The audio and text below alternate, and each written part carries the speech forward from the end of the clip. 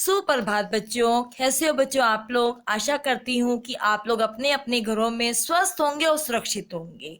बच्चों, तो आज हम आपको क्लास 7th की हिंदी ग्रामर की पाठ्य पुस्तक, इसका टॉपिक है पत्र लेखन।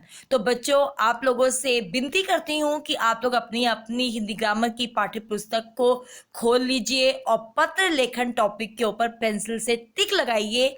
आज मैं पत्र लेखन के ऊपर चर्चा करने लगी हूँ कि पत्र लेखन क्या होता है।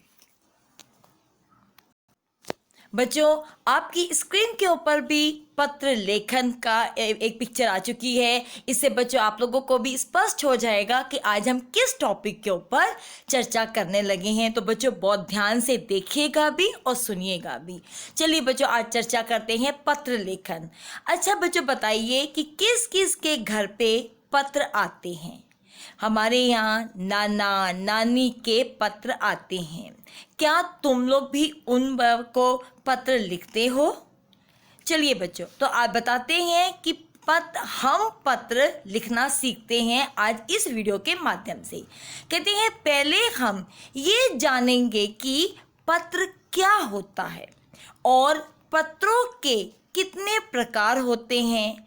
जब मोबाइल टेलीफोन का बहुत प्रचलन नहीं था, तब पत्र ही हमें एक दूसरे के हाल चाल और समाचार जानने का साधन थे।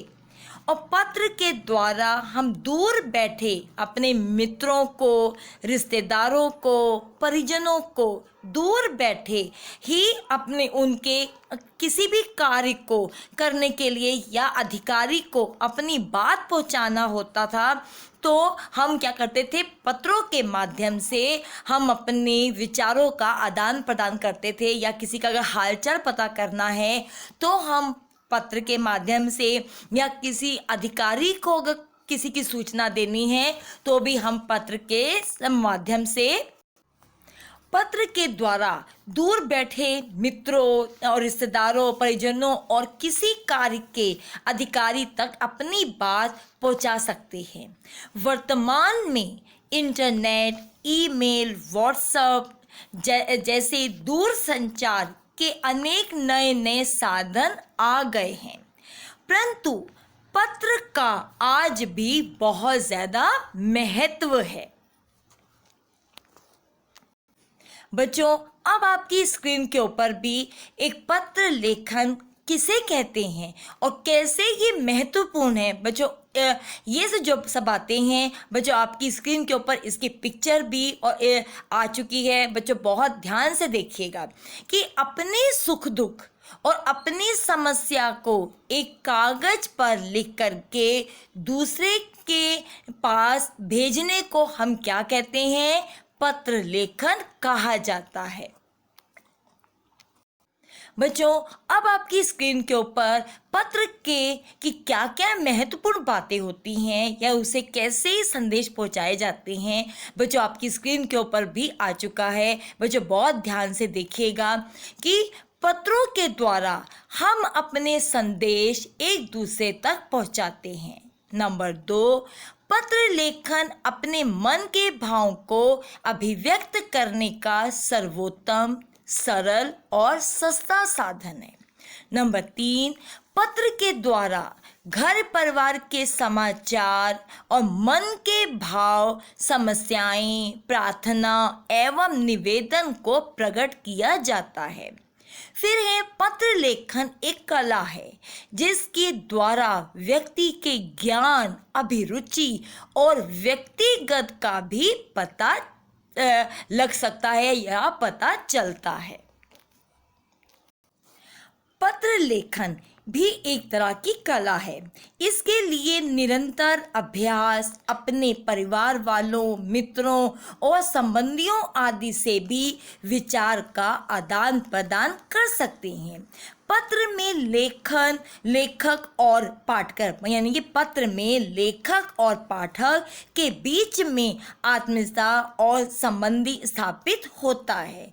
साथ ही हम अपनी समस्याओं के बारे में भी अनेक अधिकारियों को पत्र द्वारा हम क्या कर सकते हैं, सूचित कर सकते हैं। बच्चों, अब आपकी स्क्रीन के ऊपर पत्रों के प्रकार आ चुके हैं कि पत्रों के बच्चों कितने प्रकार हैं। पत्रों के दो प्रकार होते हैं। पहला होता है औपचारिक पत्र और दूसरा होता है अनौपचारिक पत्र। तो बच्चों, आज हम अनौपचारिक पत्र के बारे में हम जानकारी लेंगे कि अनौपचारिक पत्र और औपचारिक पत्र हम किसे कहते हैं। तो बच्चों, ये भी आपकी स्क्रीन के ऊपर आया हुआ है कि अनौपचारिक पत्र किसे कहते हैं। कहते हैं अनौपचारिक पत्र का अर्थ है कि जिन व्यक्तियों के साथ व्यक्तिगत अथवा पारिवारिक संबंध होते हैं या उन्हें लिखे जाने वाले पत्र क्या कहलाते हैं, अनौपचारिक पत्र कहलाते हैं। जैसे मित्रों, संबंधियों आदि को लिखे जाने वाले पत्र अनौपचारिक पत्र होते हैं। उसे हम क्या बोलते हैं, अनौपचारिक पत्र कहलाते हैं। अब बच्चों, आपकी स्क्रीन के ऊपर औपचारिक पत्र लेखन के बारे में भी बताया गया है। आपकी बच्चों स्क्रीन के ऊपर इसकी पिक्चर भी आ चुकी है। तो चलिए बच्चों, आज आप पता करते हैं या जानकारी लेते हैं औपचारिक पत्र लेखन के बारे में कि औपचारिक पत्र लेखन क्या है। कहते हैं औपचारिक पत्र लेखन उसे कहते हैं, उस पत्र को कहते हैं, ये पत्र उन व्यक्तियों को लिखा जाता है जिनके साथ व्यक्तिगत संबंध नहीं होते हैं। जैसे कार्यालय, प्रार्थना पत्र, व्यावसायिक पत्र, आवेदन पत्र, अवकाश, शिकायत, आवेदन पत्र आदि, या दुकानदार या व्यावसायिक कंपनियां, ये जितने भी शब्द मैंने भी अभी बच्चों यूज़ किया है या प्रयोग में किया है, ये सब किसके अंतर्गत आ जाते हैं, औपचारिक पत्र लेखन के अंतर्गत आ जाते हैं। इनसे किसी भी व्यक्तिगत संबंध नहीं होता है। ये कि जैसे ऑफिस या कंपनियां हो गई, ये प्रार्थनाएं हो गई या आवेदन पत्र हो गए, ये सब इनसे संबंधित होते हैं। इसे हम क्या बोलते हैं, औपचारिक पत्र लेखन के संबंधित या उसको दर्शाता है। बच्चों, अब आपकी स्क्रीन के ऊपर औपचारिक पत्र आ चुका है। बच्चों, इसका पूरा टेबल आ गया है। एक तरफ है औपचारिक पत्र में, एक तरफ है आवेदन पत्र और दूसरी तरफ है व्यावसायिक पत्र। अब आता है आवेदन पत्र। चलिए बच्चों, आज चर्चा करते हैं आवेदन पत्र क्या है। कहते हैं आवेदन पत्र यानी कि नौकरी के लिए विभिन्न संस्थानों को अथवा प्रधानाचार्य या प्रधानाचार्य को अवकाश लेने हेतु जो पत्र लिखे जाते हैं, यानी कि आवेदन पत्र नौकरी के लिए विभिन्न संस्थानों को अथवा प्रधानाचार्य या चार्य को अवकाश लेने हेतु जो पत्र लिखे जाते हैं, उन्हें हम क्या बोलते हैं, आवेदन पत्र कहते हैं। अपनी अथवा घर के किसी सदस्य की अस्वस्थता के कारण अवकाश लेने हेतु शुल्क मुक्ति हेतु जो प्रार्थना करते हैं, उन्हें हम क्या बोलते हैं, आवेदन पत्र कहते हैं। घर के किसी भाई बहन, चाचा, मामा आदि की शादी में सम्मिलित होने के लिए प्रधानाचार्य या प्रधानाचार्य जी से अनुमति प्राप्त करने के लिए असाधारणता जैसे आवेदन पत्र लिखे जाते हैं, उन्हें हम क्या बोलते हैं, आवेदन पत्र कहे जाते हैं। तो बच्चों, आप लोगों के स्क्रीन के ऊपर भी ये पिक्चर आ चुकी है। आशा करती हूँ कि आप लोगों को औपचारिक और अनौपचारिक में दोनों में अंतर स्पष्ट हो गया होगा, और औपचारिक में कौन कौन से पत्र आते हैं ये भी बच्चों आप लोगों को आशा करती हूँ कि समझ में आ गया होगा। तो बच्चों, ये था आवेदन पत्र। अब चलते हैं व्यावसायिक पत्र के बारे में भी चर्चा करते हैं कि व्यावसायिक पत्र क्या होता है। अब बच्चों, आपकी स्क्रीन के ऊपर औपचारिक पत्र के जो टेबल है, पहला तो आया था आवेदन पत्र। अब चर्चा करते हैं व्यावसायिक पत्र, जो बच्चों आपकी स्क्रीन के ऊपर भी आ चुका है। व्यावसायिक पत्र किसे कहते हैं, तो चलिए बच्चों बताते हैं कि व्यावसायिक पत्र किसे कहते हैं। कहते हैं व्यावसायिक पत्र यानी कि दुकानदारों या व्यापारियों को पुस्तक विक्रेता या प्रकाशन को, जो समाचार पत्रों के संपादन को, सरकारी अफसरों को जो पत्र लिखे जाते हैं वे सब क्या किसके अंतर्गत आ जाते हैं? व्यावसायिक पत्र के अंतर्गत आ जाते हैं। उन्हें हम क्या कौन से पत्र बोलते हैं? व्यावसायिक पत्र कहलाते हैं। अब बच्चों आपकी स्क्रीन के ऊपर एक औपचारिक पत्र आ चुका है जो कि प्रधानाचार्य को प्रार्थना पत्र लिखना है। तो बच्चों थोड़ा सा इसका कि कैसे लिखा जाता है ये बच्चों आपकी स्क्रीन के ऊपर आ चुका है। बच्चों उसको बहुत ध्यान से देखिएगा। इसके बारे में अब चर्चा करते हैं कि आपके दादाजी बहुत बीमार हैं। चूँकि आपके पिताजी फौज में हैं और सीमा पर तैनात हैं, इसलिए वह वहाँ पर नहीं आ सकते। इसलिए इस ऐसी परिस्थिति में दादाजी की जो देखभाल है वो आपको करनी है, जो बिना अवकाश लिए नहीं हो सकती। अतः 3 दिन का अवकाश मांगने हेतु प्रधानाचार्य को प्रार्थना पत्र वो लिखते हैं कि हमें 3 दिन की हमें छुट्टी चाहिए अपने दादाजी की देखभाल करने के लिए, क्योंकि पिताजी यहाँ पर नहीं हैं। तो ये है बच्चों आपका औपचारिक पत्र जो आपने प्रधानाचार्य को लिखा है कि मेरे घर पे दादाजी बीमार हैं और हमें 3 दिन की छुट्टी चाहिए। अब बच्चों आपकी स्क्रीन के ऊपर कि एक पत्र लिखते समय ध्यान देने योग्य बातें, जो एक बच्चों अच्छा जो पत्र लिखा जाता है उस पे पत्र लिखते समय किन किन हमें बातों का ध्यान देना चाहिए, इसके बारे में बच्चों अब आपकी स्क्रीन के ऊपर इसका भी एक पिक्चर आ चुका है। बच्चों बहुत ध्यान से देखिए और उसको सुनिए कि पत्र जो अच्छा लिखा जाता है उसके ध्यान देने योग्य बातें क्या क्या होनी चाहिए।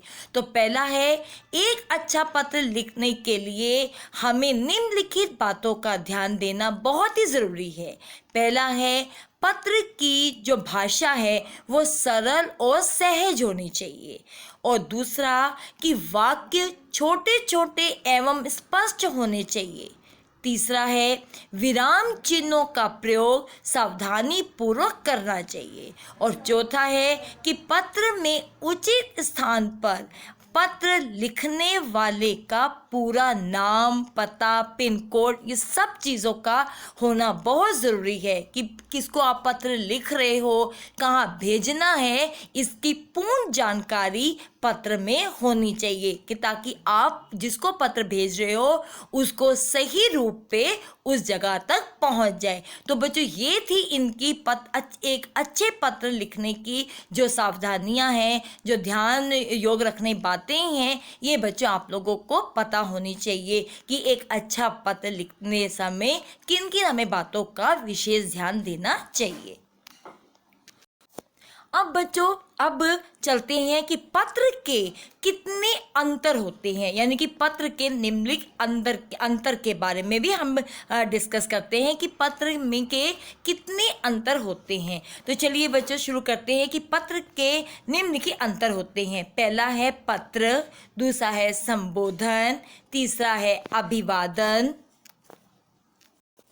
फिर बच्चों चौथा है विषय वस्तु, फिर आता है पांचवा पत्र का अंतर कि पत्र में क्या क्या अंतर होने चाहिए। अब बच्चों पहला है पत्र कि पत्र में क्या क्या होना चाहिए। पहला है लेखक का पता, दिनांक एवं दिन। पत्र के ऊपर बाईं ओर कोने में पत्र, लेखक का पता, दिनांक, दिन लिखा जाता है ये पत्र में। दूसरा है संबोधन कि जिसे पत्र लिखा जा रहा है उसके लिए दिनांक के नीचे और बाईं तरफ संबोधन लिखा जाता है। फिर आता है अभिवादन कि अगली पंक्ति में कुछ जगह छोड़कर बाईं ओर अभिवादन लिखा जाता है। फिर आता है बच्चों ये विषय वस्तु, यानी कि अभिवादन के बाद अगली पंक्ति में पत्र की विषय वस्तु लिखी जाती है। ये पत्र का मुख्य भाग होता है। इसमें पत्र लेखक अपने विचारों को प्रकट करता है, यानी कि अपने विचारों को लिखता है। फिर आता है पत्र का अंतर, कि पत्र के अंतर में नीचे बाईं ओर संबंध सूचक शब्द तथा भेजने वाले का पूरा नाम लिखा जाता है। प्रार्थना पत्र में नाम के नीचे बाईं ओर दिनांक भी लिखा जाता है, वो भी स्पष्ट रूप से, कि ताकि पत्र जहां पर आपने भेजना है उसका पूरा नाम, पिन नंबर और पूरा एड्रेस, कि जहां पर आपने भेजना है वहां पर सही रूप पे आपका पत्र यानी कि आपका जो संदेश है वो कि उस तक आराम से पहुंच जाए।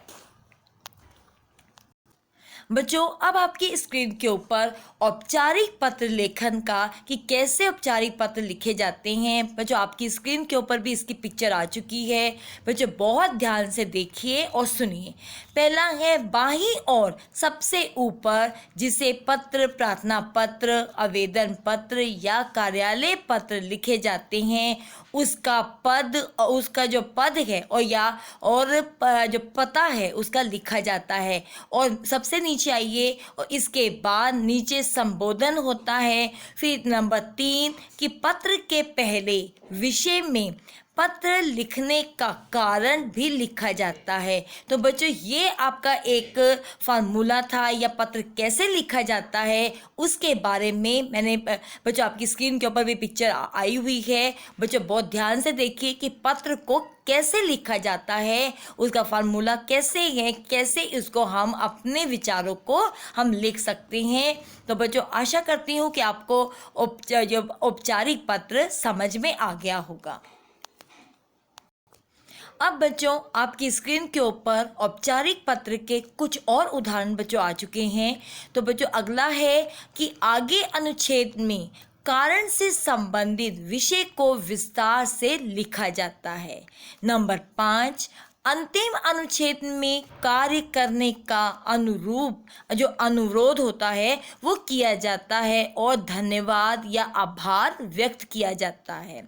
इसके नेक्स्ट इसका फिर अगला पॉइंट है कि इसके पश्चात हम की जो आज्ञाकारी हैं या आज्ञाकारी शिष्य या शिष्या लिखा जाता है। तो बच्चों ये थे हमारे कि पत्र लिखना, पत्र कैसे लिखे जाते हैं, औपचारिक पत्र, इसके बारे में आज मैंने चर्चा की है। बच्चों आज मैंने आप लोगों को पत्र लेखन टॉपिक के बारे में बच्चों चर्चा की है। बच्चों अब मैं आपको इस टॉपिक से संबंधित बच्चों मैं अब गृह कार्य दे रही हूँ आपको। तो बच्चों पहला प्रश्न आपकी स्क्रीन के ऊपर आ चुका है, औपचारिक पत्र, कि आप लोगों ने बच्चों इसको अपनी हिंदी ग्रामर की अपना जो नोटबुक है उसमें आप लोगों ने लिखना है बहुत सफाई के साथ। और बच्चों पहला प्रश्न है आपकी स्क्रीन के ऊपर आ चुका है कि अपने विद्यालय के प्रधानाचार्य को प्रार्थना पत्र लिख करके आर्थिक सहायता की मांग कीजिए। फिर से कि अपने विद्यालय के प्रधानाचार्य को प्रार्थना पत्र लिख करके आर्थिक सहायता की मांग कीजिए। ये बच्चों बहुत आपने सुंदर ढंग से आप लोगों ने हिंदी ग्रामर की नोटबुक में इसको लिखना है बच्चों। और दूसरा प्रश्न भी बच्चों आपकी स्क्रीन के ऊपर आ चुका है, ये आपका अनौपचारिक पत्र है। इसको भी आप लोगों ने बहुत सुंदर ढंग से अपनी हिंदी ग्रामर की नोटबुक में लिखना है। दूसरा प्रश्न है, अपने मित्र को पत्र लिख करके उसे प्रगति मैदान में लगी हुई अंतर्राष्ट्रीय प्रदर्शनी को देखने के लिए आमंत्रित करना है। तो ये जो बच्चों दो टॉपिक मैंने आप लोगों को दिए हैं, औपचारिक और अनौपचारिक, उस पर बच्चों आप लोगों ने बहुत अच्छी ढंग से अपनी हिंदी नोटबुक में, हिंदी जो ग्रामर की जो नोटबुक है उसमें आप लोगों ने दोनों टॉपिक को बहुत सफाई के साथ ऊपर लिखेंगे, औपचारिक और अनौपचारिक। ये दो पत्र मैंने आपको दिए हैं, उसको बहुत अच्छे ढंग से आप लोगों ने लिखना है। आशा करती हूँ कि आप लोगों को जो टॉपिक पे आप चर्चा की है बच्चों, वो आप लोगों को बहुत अच्छी तरीके से समझ में आ गई होगी। तो धन्यवाद बच्चों, अपने आप को सुरक्षित रखिए, अपने आसपास वालों को भी सुरक्षित रखिए, अपने हाथों को भी सैनिटाइजर से साफ करते रहिए, किसी अनजान चीज़ को मत हाथ लगाइए। खुश रहिए बच्चों, सुरक्षित रहिए बच्चों। कल मिलते हैं। बाय बच्चों, टेक केयर।